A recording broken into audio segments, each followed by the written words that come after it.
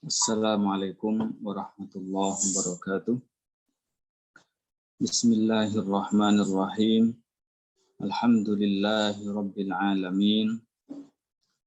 Wa sallallahu wa sallama ala nabiyyil amin wa ala alihi wa sahbihi ajma'in. Allahumma 'allimna ma yanfa'una wa anfa'na bima 'allamtana wa zidna 'ilman ya rabbal alamin.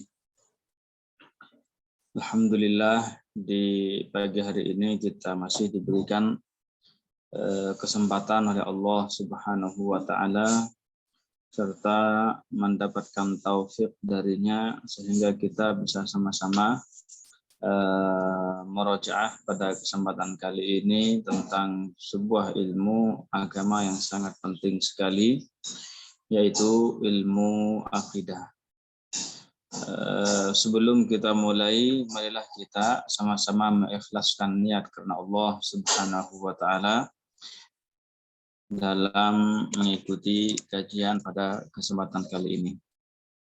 Di pertemuan-pertemuan sebelumnya ya sudah dijelaskan tentang keyakinan ahli sunnah wal jamaah bahwa Allah Subhanahu wa taala ada tanpa tempat dan tanpa arah, ya sebagaimana masuk akal ya jika dikatakan sebelum adanya tempat dan arah Allah taala ada tanpa tempat dan arah.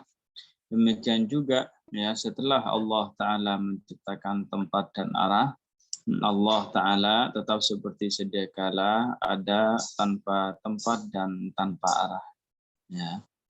Kemudian juga kita jelaskan bahwasanya ketika kita mengangkat tangan ke arah langit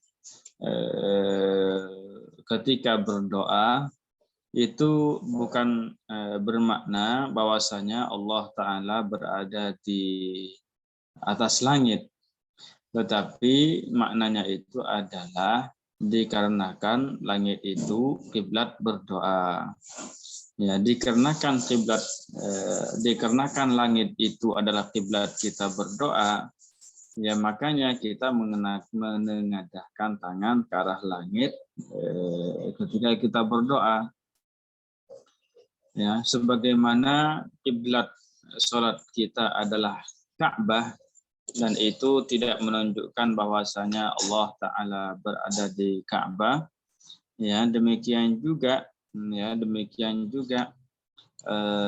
ketika kita menengadahkan tangan ke arah langit, itu tidak menunjukkan Allah Ta'ala berada di langit. Zaib. Dan kita sudah bantah ya beberapa pernyataan orang Wahabi yang mengatakan bahwasanya ketika kita menghadapkan tangan ke arah langit itu merupakan bukti bahwa Allah tinggal di langit. Ya, kita sudah bantah ya bahwasanya pada ketika Rasulullah istisqa, beliau itu doanya itu seperti ini. Jadi telapak tangannya itu ke arah bawah.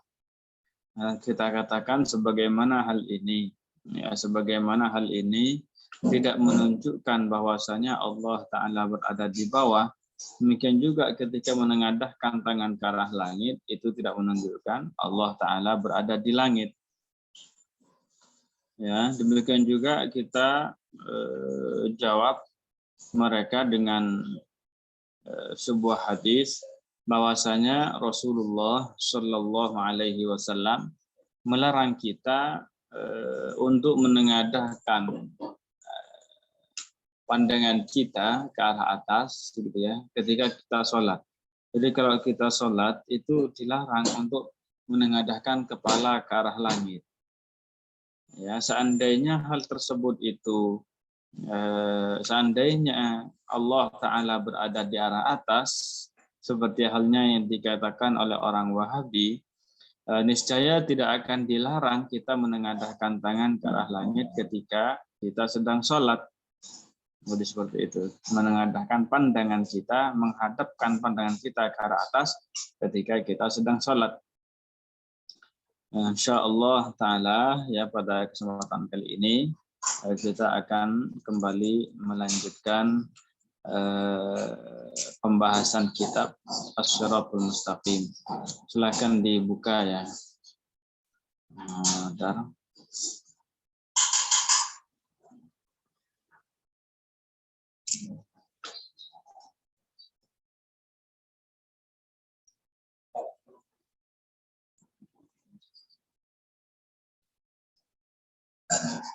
Nah,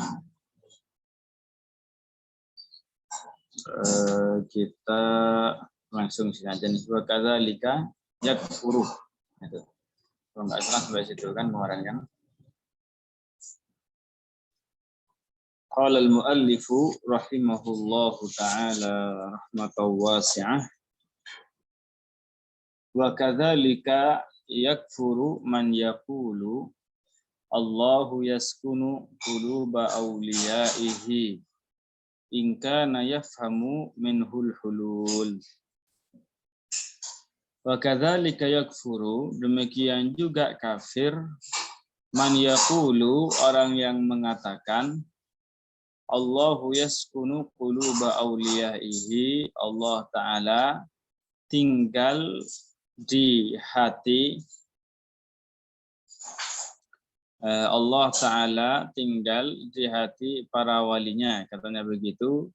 In kana yafhamu minhul hulul, jika ia memahami dari perkataan tersebut ya hulul, keyakinan hulul. Jadi begini, kalau ada orang yang mengatakan Allah Ta'ala tinggal atau Allah Ta'ala berada di hati para walinya. Ya. Jika mereka memahami bahwasanya Allah Ta'ala zatnya memang betul-betul berada di situ, betul-betul tinggal di hati para walinya, zatnya berada di sana, maka orang ini dihukumi keluar dari agama Islam. Ya, orang tersebut dihukumi keluar dari agama Islam. Subhanallah. Ini yang dimaksud dengan keyakinan hulul. Ya, keyakinan hulul di sini yaitu sebuah keyakinan yang menyatakan bahwasanya ketika seorang hamba ini sudah ibadahnya kuat, kemudian tingkatan ketakwaannya tinggi, katanya mereka begitu, maka nanti akan sampai kepada suatu derajat di mana dia akan menyatu dengan Allah Ta'ala. Maka ini ya, keyakinan ini disebut dengan hulul. Ya, keyakinan ini adalah keyakinan yang rusak yang mengeluarkan seseorang dari agama Islam. Demikian juga ada yang namanya keyakinan wahdatul wujud, ya, ataupun al-ittihad. Ya, wahdatul wujud ataupun al-ittihad di sini adalah sebuah keyakinan yang menyatakan bahwa Allah dan alam ini satu kesatuan. Ya, mereka bilang Allah itu adalah alam dan alam ini adalah Allah. Kata mereka, ya, tembok ini adalah Allah. Ya, mereka berani mengatakan kamu itu adalah Allah, fulan ini adalah Allah, tembok ini adalah Allah, dan semacamnya. Ya, bahkan di antara sebagian mereka sampai berani mengatakan, katanya apabila ada seorang laki-laki melakukan hubungan dengan seorang perempuan, ya, hubungan badan dengan seorang perempuan, artinya jima, kemudian kata mereka itu, dan si laki-laki ini meyakini bahwa perempuan ini adalah Allah, bentuk wujud dari Allah. Demikian juga perempuan ini meyakini bahwa laki-laki itu adalah wujud dari Allah Ta'ala, maka kewajiban untuk mandi wajib gugur dari mereka. Ya, sampai mereka itu mengatakan perkataan yang seperti ini. Maka jelas di sini adalah sebuah kekufuran. Makanya Al-Imam Ibnu Arabi, beliau mengatakan dalam kitabnya Al-Futuhat Al-Makkiyah, beliau mengatakan man qala bil hulul fadinuhu ma'lul. Barang siapa yang meyakini keyakinan hulul, maka agamanya rusak. Jadi orang yang meyakini keyakinan hulul, maka agamanya rusak. Wa ma qala bil ittihadi illa ahlul ilhad. Dan tidak ada yang mengatakan perkataan wahdatul wujud atau meyakini keyakinan wahdatul wujud kecuali orang yang sesat. Ya, jadi kecuali orang yang sesat. Makanya di sini tidak benar ya penisbatan keyakinan hulul dan wahdatul wujud ini kepada Imam Ibnu Arabi. Ya, tidak benar penisbatan keyakinan wahdatul wujud ataupun keyakinan hulul ini kepada Ibnu Arabi. Ya, berdasarkan pernyataan beliau tadi itu dalam kitabnya Futuhat Al-Makkiyah. Makanya orang yang meyakini bahwasanya Allah Ta'ala zatnya itu benar-benar berada di dalam hati para hambanya, dia itu dihukumi keluar dari agama Islam. Cuma terkadang, jadi perkataan ini pertama ini terlarang. Ini perkataan terlarang dan ini termasuk kufur sharih, tidak mempunyai makna kecuali makna kekufuran. Cuma sebagian orang itu dia tidak memahami, ya tidak memahami perkataan ini dengan makna Allah benar-benar tinggal di hati para walinya. Sebagian orang mengatakan perkataan ini yang dia fahami. Saya bilang yang dia fahami, gitu ya. Yang dia fahami itu adalah bahwasanya Allah Ta'ala bahwasanya cinta terhadap Allah Ta'ala itu berada dalam hati para walinya. Artinya terdapat dalam hati para wali-wali Allah Ta'ala cinta terhadap Allah Ta'ala, kecintaan terhadap Allah Ta'ala. Jadi yang berada dalam hati para wali itu adalah kecintaan mereka terhadap Allah, bukan Allah yang berada di hati mereka. Maka dengan seperti ini orang tersebut dia tidak dihukumi keluar dari agama Islam. Ya, tetap dalam setiap keadaan apapun, ya pernyataan seperti ini adalah pernyataan yang tidak diperbolehkan dalam agama. Baik, kita lanjutkan. Walaisal maqsudu minal mi'raji wusular rasuli ila makanin yantahi wujudullahi ta'ala ilaih wa yakfuru man i'taqada dzalik.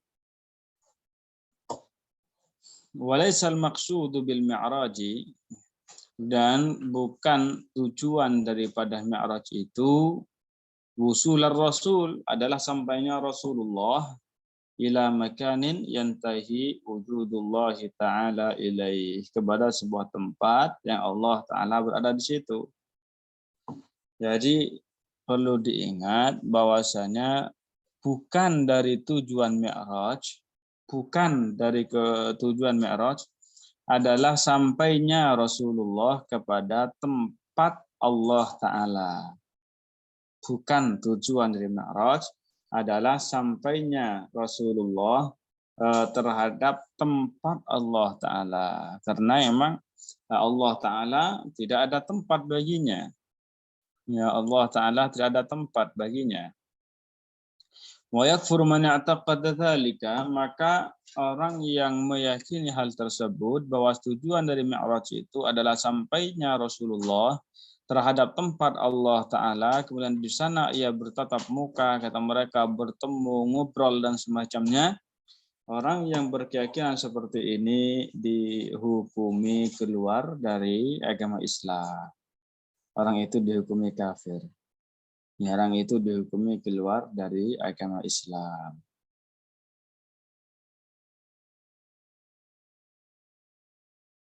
Nah, innamal qasdu minal mi'raji huwa tasyrifur rasul. Tetapi maksud daripada mi'raj itu adalah memuliakan Rasulullah sallallahu alaihi wasallam biitla'ihi ala ajaiba fil alamil ulwi, untuk memperlihatkan kepada Nabi hal-hal yang menakjubkan yang berada di alam atas. Ya, yang berada di alam atas. Wa ta'zimu makanatihi, tasyrifur rasul, wa ta'zimu makanatihi, dan mengagungkan kedudukan Rasulullah sallallahu alaihi wasallam. Jadi itu ya tujuan daripada Mi'raj ataupun maksud daripada Mi'raj itu adalah memuliakan Rasulullah dan mengagungkan derajatnya. Ya, dengan memperlihatkan kepada Rasulullah hal-hal yang menakjubkan yang berada di alam atas. Dari itu maksudnya, maksud daripada Mi'raj. Dan bukan maksud daripada Mi'raj itu adalah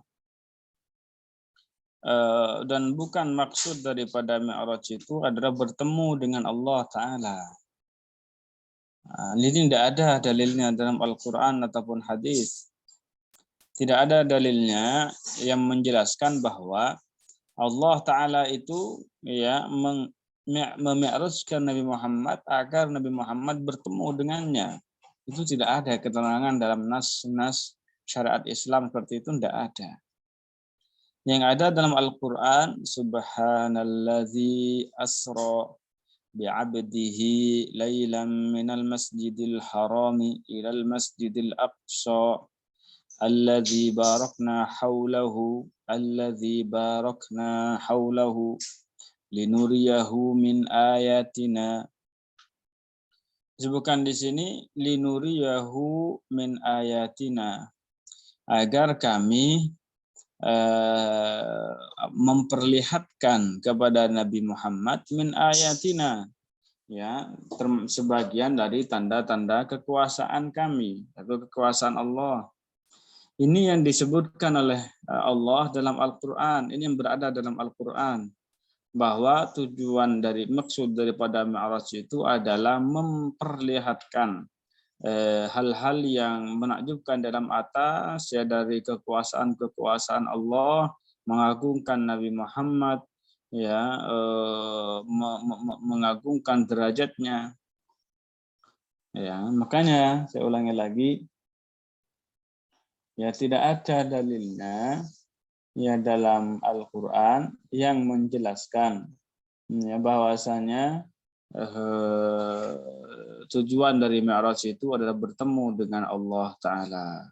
Sehingga kemudian mereka mengatakan di antara dalil, ini orang Wahabi mengatakan, di antara dalil yang menunjukkan bahwa Allah Ta'ala itu berada di atas, yaitu adalah peristiwa Mi'raj. Karena Rasulullah ketika Mi'raj, kata mereka, bertemu dengan Allah Ta'ala. Jadi mereka seperti itu bilangnya. Dan ini bantahannya. Ya, kalau mereka bilang seperti itu, kita bantah dengan yang ditulis oleh Syekh Abdullah yang kita baca tadi. Kemudian ya mereka itu kadang bilang begini, lah Nabi Muhammad mendapatkan wahyu kewajiban sholat 5 waktu itu di mana dan kapan? Kata mereka seperti itu. Mula mereka jawab, ya ketika peristiwa Mi'raj, ketika di langit, ya di atas langit. Sampai di sini perkataan mereka benar. Sampai di sini perkataan mereka benar. Kemudian setelah itu mereka bilangnya apa? Dikarenakan ya Nabi Muhammad itu mendapatkan wahyu kenabian mendapatkan wahyu kewajiban salat ketika sedang Mi'raj, mendengar kalam Allah Ta'ala di sana, berarti kalau begitu Allah Ta'ala berada di langit. Kata mereka itu kan mendapatkan wahyu kenabian ketika di sana. Ketika di langit, berarti ya Allah di langit. Karena seperti itu. Nah, kita katakan kepada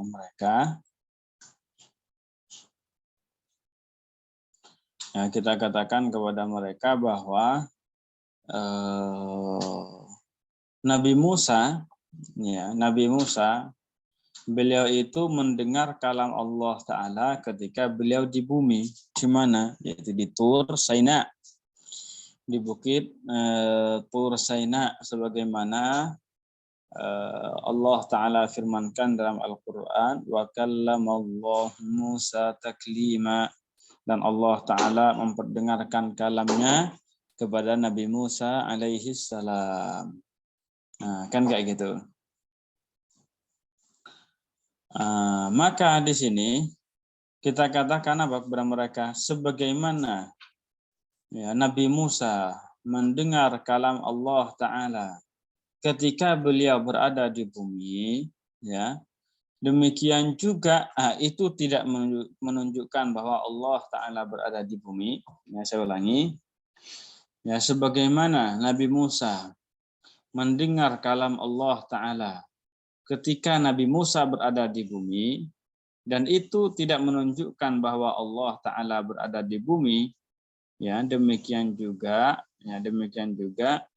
Nabi Muhammad mendengar kalam Allah Ta'ala ketika beliau di langit, itu juga tidak menunjukkan bahwasanya Allah Ta'ala berada di langit. Ya, paham ya?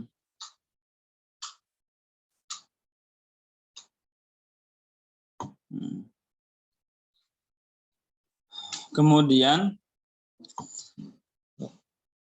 beliau juga mengatakan wa ru'yatuhu lizzatil muqaddasi bi fuadihi min ghairi ayyakuna dzatu fi makanin wa innamal makanu lirrasul sallallahu alaihi wasallam. Wa ru'yatuhu, dan melihatnya Rasulullah, ya, terhadap Allah Ta'ala ya, ketika malam Mi'raj itu bifuadihi, yaitu dengan hatinya. Ya, jadi begini ya, terjadi perbedaan di kalangan para sahabat, dan perbedaan ini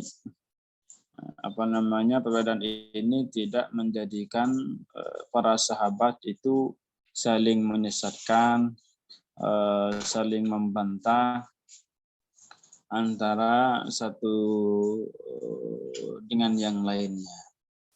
Ya, maksudnya saling membid'ahkan, saling menyesatkan, saling mengkafirkan, itu tidak terjadi. Nah, apa perbedaannya itu? Sebagian sahabat mengatakan bahwa pada malam Mi'raj Rasulullah Shallallahu Alaihi Wasallam melihat Allah Ta'ala. Ya, ingat ya, saya bilang apa, melihat, bukan bertemu atau bertatap muka. Yang saya bilang itu melihat. Dan sebagian yang lain mengatakan, bahwasanya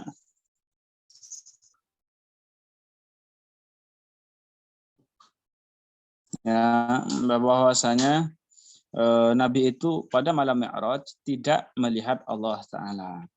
Ya, cuma di sini ini perbedaan perbedaan yang bukan di asal akidah, tetapi di far' akidah, di sini cabang akidah. Jadi di sini perbedaan ini tidak membuat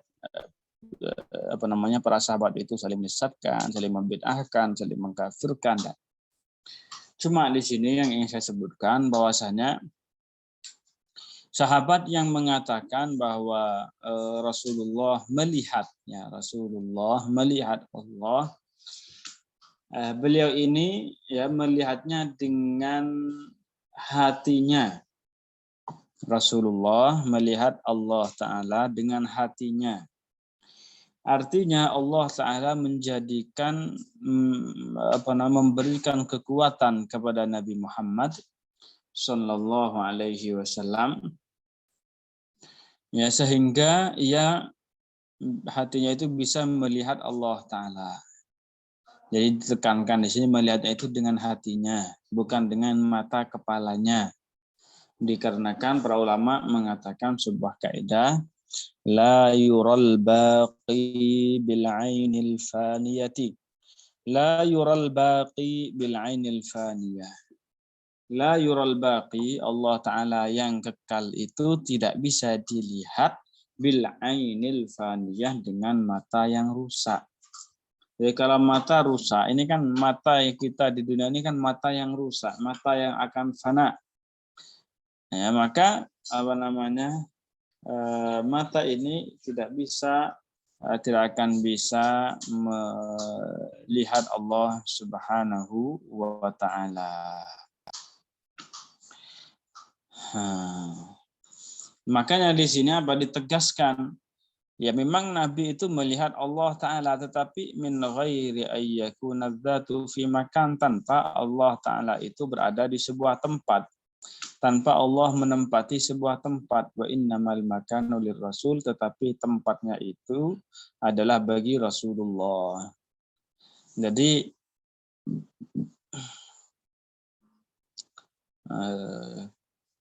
memang Rasulullah melihat Allah. Tetapi ingat, pertama, melihatnya itu dengan hatinya, bukan dengan mata kepalanya. Yang kedua, melihatnya itu tanpa Allah Ta'ala berada di suatu arah. Ya, tanpa Allah Ta'ala berada di suatu arah, entah itu di surga atau di mana, tanpa Allah berada di situ. Tanpa Allah Ta'ala menempati sebuah tempat. Ya, tidak bisa dibayangkan. Ya, memang tidak bisa dibayangkan.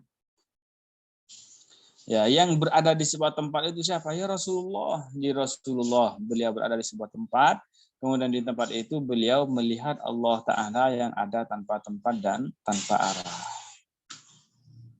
Ya, sebenarnya ini perlu dipahami.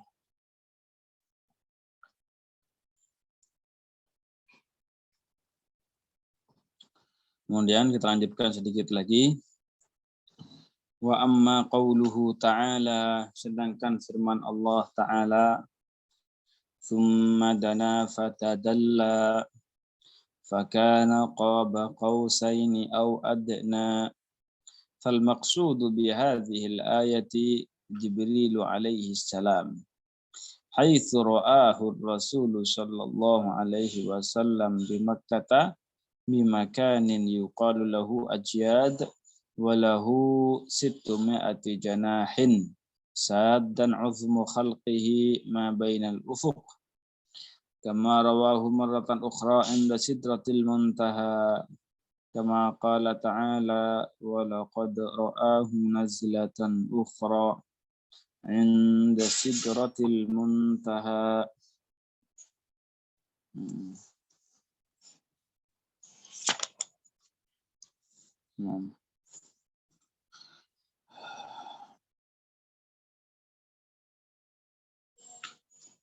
Jadi di sini ya, man aslinya summadana, kemudian mendekat.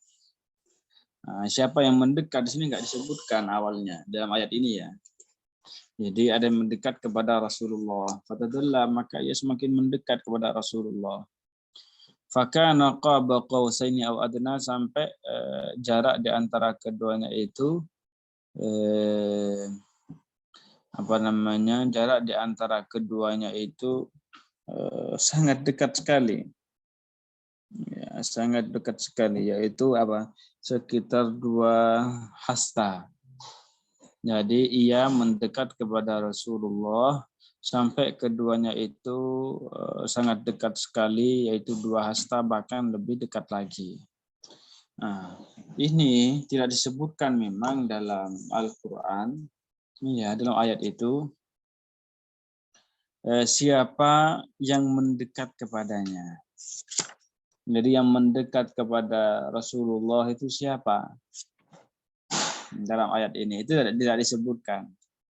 Nah, di sini ya orang Wahabi bilangnya itu pas Nabi Mi'raj ke atas, kata mereka, di Sidratul Muntaha itu Allah Ta'ala mendekat kepada Nabi Muhammad, karena mereka gitu. Ya Allah mendekat kepada Muhammad, sehingga jarak berdua itu sangat dekat sekali. Maka di sini penafsiran yang salah. Penafsiran seperti ini tidak benar, bertentangan dengan hadis Rasulullah Shallallahu Alaihi Wasallam. Nah, maka di sini yang mendekat itu siapa? Makanya di sini Syekh Abdullah mengatakan fal maqsud bi hadhil ayati Jibril alaihi salam. Maka yang dimaksud oleh Rasulullah, maka yang maksud dalam ayat ini adalah malaikat Jibril. Jadi yang mendekat kepada Nabi Muhammad ya adalah malaikat Jibril. Ya, pada waktu itu malaikat Jibril ada Sidratul Muntaha, kemudian beliau mendekat kepada Muhammad, mendekat sampai sangat dekat sekali dengan Nabi Muhammad. Jadi yang mendekat itu adalah malaikat Jibril. Dan ini berdasarkan hadis Rasulullah. Karena Sayyidah Aisyah radhiyallahu anha beliau bertanya kepada Rasulullah tentang ayat ini. Ya, tentang ayat ini. Kemudian setelah itu Rasulullah bersabda, ya Aisyah tu huwa Jibril. Wahai Aisyah, yang mendekat kepadaku itu malaikat Jibril. Jadi yang mendekat dalam ayat ini ya di Sidratul Muntaha, ya pada waktu itu ya malaikat Jibril di Sidratul Muntaha, kemudian beliau mendekat kepada Nabi Muhammad. Ini makna ayat ini. Ayat ini tidak bermakna bahwa Allah yang mendekat kepada Nabi Muhammad. Nah, jadi makanya penafsiran orang Wahabi ketika mereka bilang Allah Ta'ala itu mendekat kepada Nabi Muhammad itu bertentangan dengan hadis Rasulullah.